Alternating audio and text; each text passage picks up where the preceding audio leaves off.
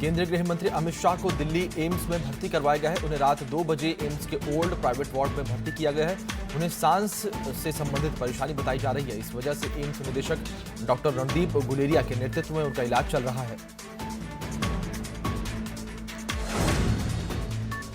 पंडित जसराज के निधन पर प्रधानमंत्री नरेंद्र मोदी ने ट्वीट कर शोक व्यक्त किया है। उन्होंने पंडित जसराज के निधन को दुर्भाग्यपूर्ण बताते हुए कहा है कि इससे भारतीय सांस्कृतिक जगत में गहरा शून्य उत्पन्न हो गया है।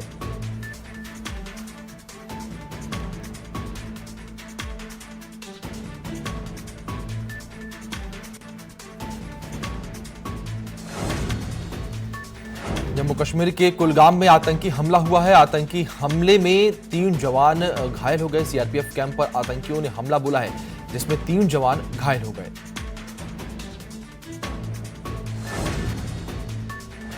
बारामूला में शहीद हुए जवानों को बेड़गाम में श्रद्धांजलि दी गई। कल हुए आतंकी हमले में 4 जवान शहीद हो गए थे। बारामूला के क्रेरी और कुलगाम के निहमा में सीआरपीएफ कैंप पर आतंकी हमला हुआ था।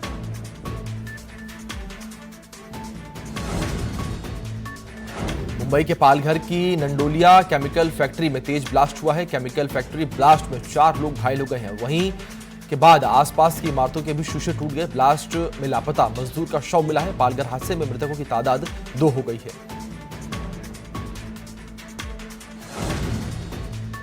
जम्मू कश्मीर के बारामूला जिले के क्रेरी इलाके पर हमले के बाद आतंकियों ने अब कुलगाम के निहमा इलाके में स्थित सीआरपीएफ कैंप पर हमला कर दिया है।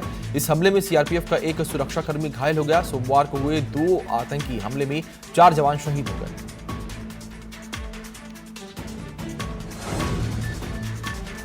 नीट और जेईई की परीक्षा सितंबर में ही आयोजित होगी। सुप्रीम कोर्ट ने परीक्षा के खिलाफ दायर याचिका को खारिज कर दिया है। सुप्रीम कोर्ट ने कहा है कि यूं ही बर्बाद नहीं कर सकते हैं एक कीमती साल।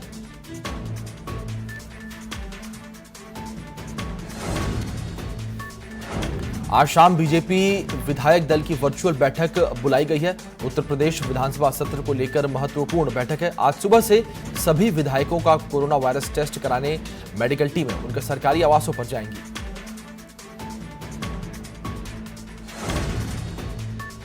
सीएम योगी ने लखनऊ मेरठ में संपत्ति क्षति दावा ट्रिब्यूनल के गठन को मंजूरी दे दी है। लोक निजी संपत्ति क्षति वसूली नियमावली 2020 के तहत मंजूरी मिली है। हिंसा के दौरान हुई संपत्ति के नुकसान का क्लेम कर सकेंगे।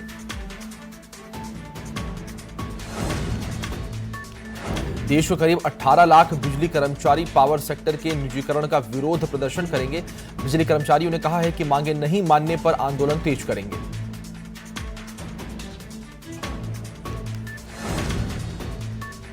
यूपी बोर्ड ने आज से ऑनलाइन पढ़ाई शुरू करने के लिए विस्तृत कैलेंडर जारी कर दिया है।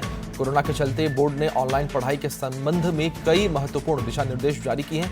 दूरदर्शन उत्तर प्रदेश या स्वयं प्रभा चैनल के माध्यम से ऑनलाइन पढ़ाई शुरू हो जाएगी।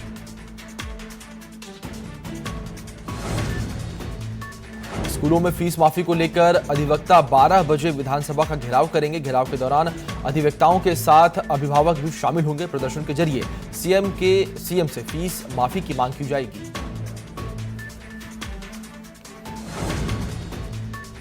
देश में 24 घंटे में कोरोना के 55,079 नए मामले सामने आए हैं। 24 घंटे में कोरोना से 876 लोगों की मौत हुई है। तो वहीं देश में कोरोना मरीजों की संख्या बढ़कर 27,02,742 हो गई है। देश में कोरोना संक्रमण के 6 लाख से ज्यादा एक्टिव केस हैं।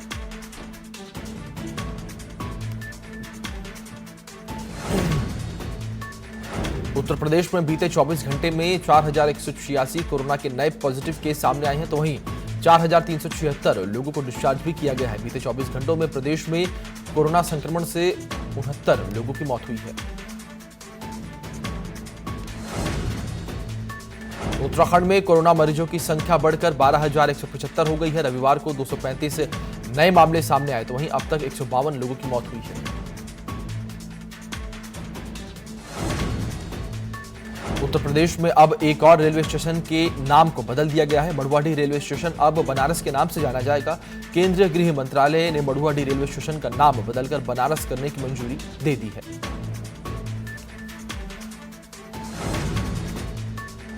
यूपी को आज 22 नए आईएएस अधिकारी मिलेंगे।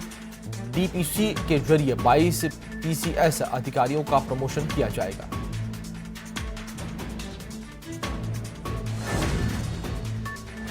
गोरखपुर में 9 मानव तस्कर पकड़े गए हैं। 19 नाबालिग बच्चों को तस्करों के चंगुल से छुड़वाया गया है। बच्चों को बिहार से दिल्ली भेजा जा रहा था।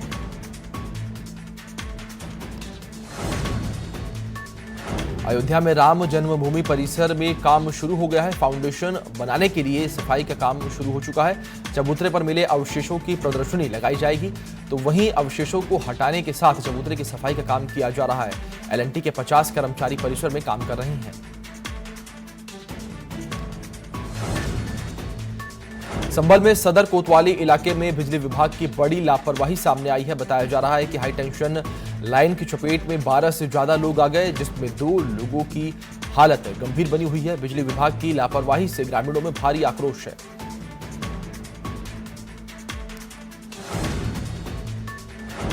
उत्तराखंड में भारी बारिश का अलर्ट जारी किया गया है। पिथौरागढ़, बागेश्वर, चमोली और नैनीताल के लिए रेड अलर्ट जारी किया गया है। जिलाधिकारियों के साथ 2 दिन तक आईआरएस के अधिकारी भी हाई अलर्ट पर रहेंगे।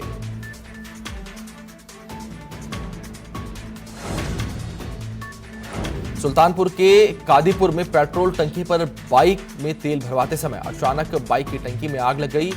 बाइक की टंकी में आग लगने से लोग घबराहट में आ गए। पूरी घटना सीसीटीवी में कैद हो गई।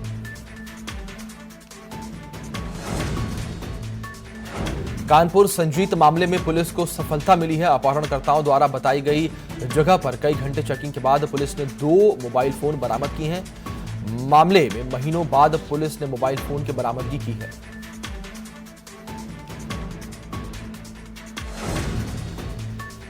कानपुर में लोगों ने खुदी हुई सड़क और गड्ढे में पौधारोपण कर प्रदर्शन किया। खस्ताहाल सड़कों को सही कराए जाने की मांग को लेकर लोगों ने अनोखा प्रदर्शन किया है। बताते चले कि आए दिन टूटी सड़कों पर बड़ी दुर्घटनाएं होती हैं।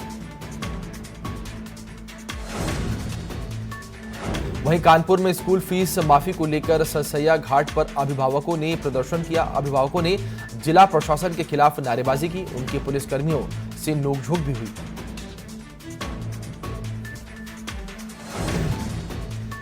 स्कूल फीस के विरोध में अभिभावक कल्याण समिति के बैनर तले बड़ी संख्या में अभिभावकों ने मुरादाबाद के कंपनी बाग स्थित गांधी मूर्ति पर प्रदर्शन कर नाराजगी जताई। अभिभावकों ने मुख्यमंत्री को सैकड़ों पोस्टल कार्ड भेजकर स्कूल द्वारा फीस लिए जाने का विरोध कराया। तो वहीं अभिभावकों ने काली पट्टी बांधकर गांधी मूर्ति के बाहर धरना दिया और नारेबाजी भी की।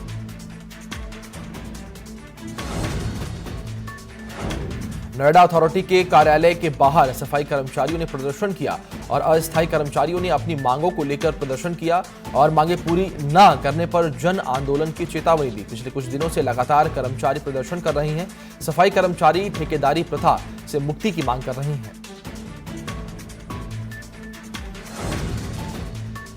आगरा में बिजली माफी को लेकर लोगों ने टोरेंट पावर के खिलाफ जोरदार प्रदर्शन किया है। टोरेंट पावर के बिजली बिल माफी को लेकर बाबा बाल योगी ने आज कोठी मीना बाजार पर ऐलान किया है धरने का और प्रदर्शन किया। लेकिन धरना प्रदर्शन से पहले ही बाबा बाल योगी को आगरा पुलिस प्रशासन ने नजरबंद कर दिया। पुलिस ने कोठी मीना बाजार को पुलिस छावनी में तब्दील कर दिया है।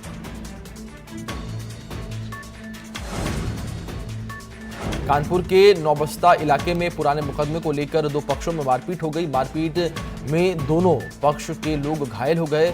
मौके पर पहुंची पुलिस ने दोनों पक्षों की तहरीर पर जांच पड़ताल शुरू कर दी है।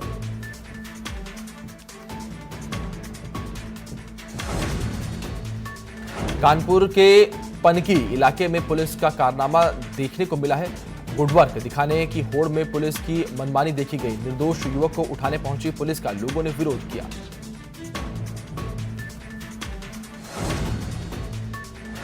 ललितपुर में बाइक पर सवार जूजा साले को तेज रफ्तार अनियंत्रित कार ने जोरदार टक्कर मार दी। इस दुर्घटना में दोनों ही गंभीर रूप से घायल हो गए, जिन्हें सामुदायिक स्वास्थ्य केंद्र तालबेहाट लाया गया, जहां इलाज के दौरान साले की मौत हो गई। गंभीर हालत में जूजा की झांसी मेडिकल कॉलेज रेफर किया गया है। महाराजगंज में नदी में नहाने गए एक नाबालिग का शव बलिया नाले में पुलिस और पीएसी की मदद से खोज निकाला गया है। बताया जा रहा है कि 2 दिन पहले वह अपने दोस्तों के साथ बलिया नाले में नहाने गया था, जिसमें 15 वर्षीय नाबालिग गहरे पानी में डूब गया था। काफी मशक्कत के बाद अभी तक उसका शव बरामद नहीं हुआ था।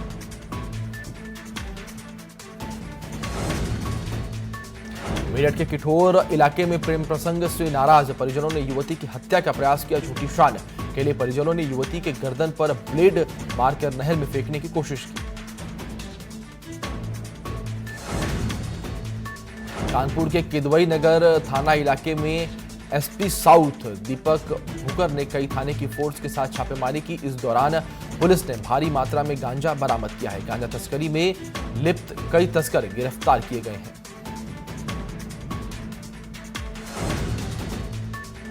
चंपावत जिला अस्पताल में आईसीयू के उद्घाटन के दौरान भाजपा कार्यकर्ताओं ने सोशल डिस्टेंसिंग की धज्जियां उड़ाई।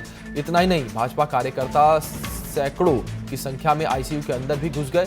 दरअसल उत्तराखंड सरकार की ओर से जिला अस्पताल में आईसीयू और बेबी केयर सेंटर लगाया गया था, जिसका उद्घाटन करने विधायक गहतोड़ी और भाजपा जिला अध्यक्ष दीपक पाठक पहुंचे थे।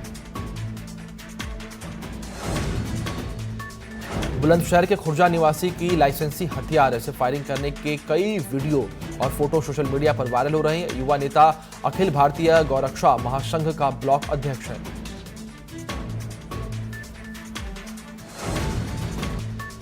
जौनपुर के बदलापुर थाना में जमीन के विवाद को लेकर दो पक्षों में खूनी संघर्ष हो गया, जिसमें दोनों पक्षों से 7 लोग घायल हो गए। सभी घायलों को बदलापुर सामुदायिक स्वास्थ्य केंद्र में भर्ती करवाया गया है। जमीन के विवाद को लेकर दो पक्षों में खूनी संघर्ष का मारपीट का वीडियो वायरल हो रहा है।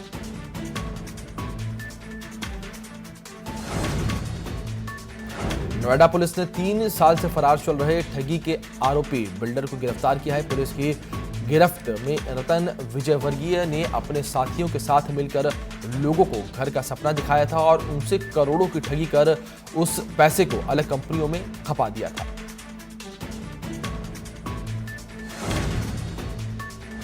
बदायूं जिले में किसान लगातार खाद की समस्या से जूझ रहे हैं। डीएम कुमार प्रशांत के निर्देश के बावजूद भी खाद केंद्रों पर बिचौलिए हावी हैं। किसानों को भरपूर मात्रा में खाद नहीं मिल पा रही है। किसानों का आरोप है कि दलालों के माध्यम से खाद आसानी से मिल जाता है। मार्केट में खाद ओवर रेट दी जा रही है। सीतापुर में नदी पार कर राहत सामग्री बांटने जा रहे विधायक और तहसील प्रशासन के अधिकारियों की नाव शारदा नदी के बीच धार में फंस गई। पीएसी के जवानों ने किसी तरह से हिम्मत दिखाते हुए रेत में फंसी नाव को कड़ी मशक्कत के बाद निकाला, जिसके बाद विधायक बाढ़ पीड़ितों को राशन सामग्री बांटने गांव पहुंचे।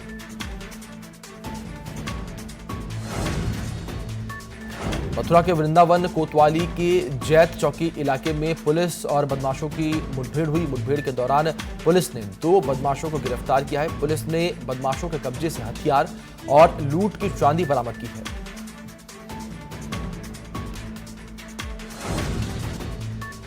बुलंदशहर के राजघाट में भी गंगा के बढ़ते जलस्तर से आगे बाढ़ राहत गोदाम गंगा का समा गया है। साथ ही गोदाम में रखे लाखों रुपए का बाढ़ राहत सामान भी गंगा के तेज बहाव में बह गया। 3 दिन पहले ही डीएम ने गंगा का जलस्तर बढ़ने पर राहत कार्यों का राजघाट पर जाकर निरीक्षण भी किया था।